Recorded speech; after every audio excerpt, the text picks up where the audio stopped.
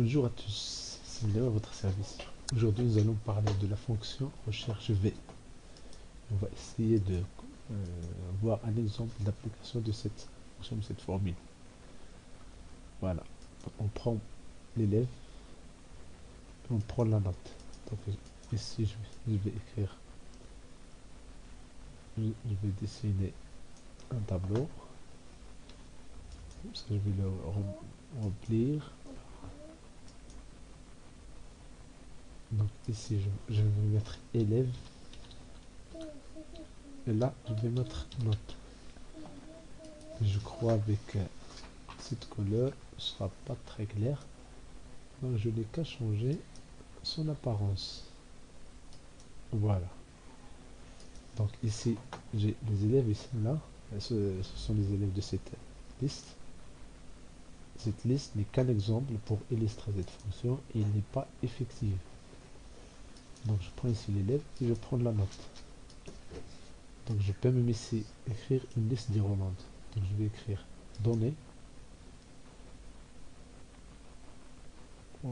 plutôt formule, voilà, données, et dans les outils de données, je choisis validation de données.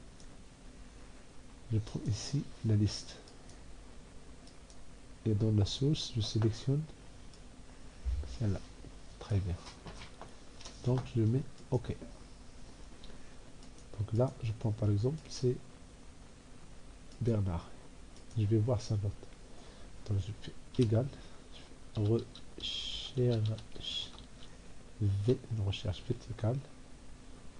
Et vous pouvez voir l'aide de Excel de cette fonction.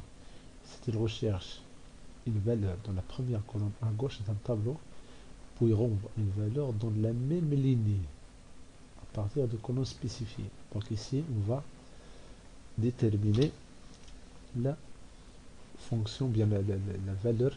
Je cherche Bernard, point virgule, la table matrice. Donc je prends cette table, voilà cette table là, que je vais fixer avec F4, point virgule. Maintenant, le nombre d'index de la colonne, autrement dit la colonne qui contient ce que je cherche.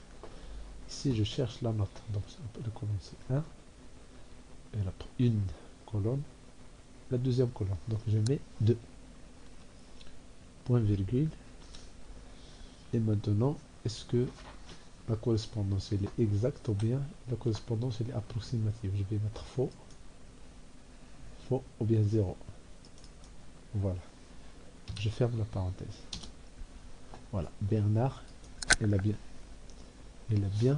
18,25. Voilà. Je prends un autre exemple ici. Je prends John. Il n'a pas la note ici parce que je n'ai pas encore recopié cette formule. Voilà. NA, c'est une erreur parce que cette cellule elle est vide. On peut cacher NA en utilisant 6 erreurs. CTRL C. Voilà.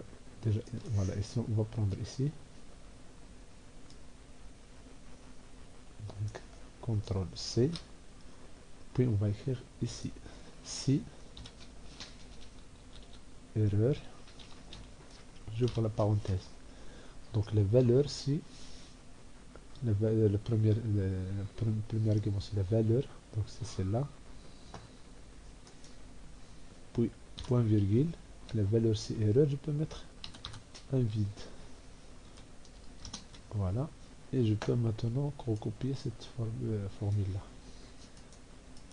Là c'est le vide parce que rien n'est, j'ai pas encore déterminé les données de cette colonne.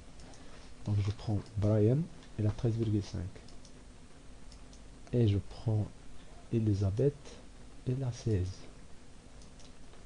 Je prends Joe, il a 18. Je vais voir Michel, elle a 17. Et la meilleure note, c'est celle obtenue par Stéphane. Voilà. Donc vous voyez une application de cette fonction, de cette formule de recherche fait. Bonne utilisation de cette fonction, cette formule. Et merci beaucoup. J'attends vos commentaires et si vous partagez cette vidéo-là, ce serait un honneur pour moi parce que le savoir ne sert que quand il est partagé. N'oubliez pas que votre abonnement à ma chaîne, c'est un honneur.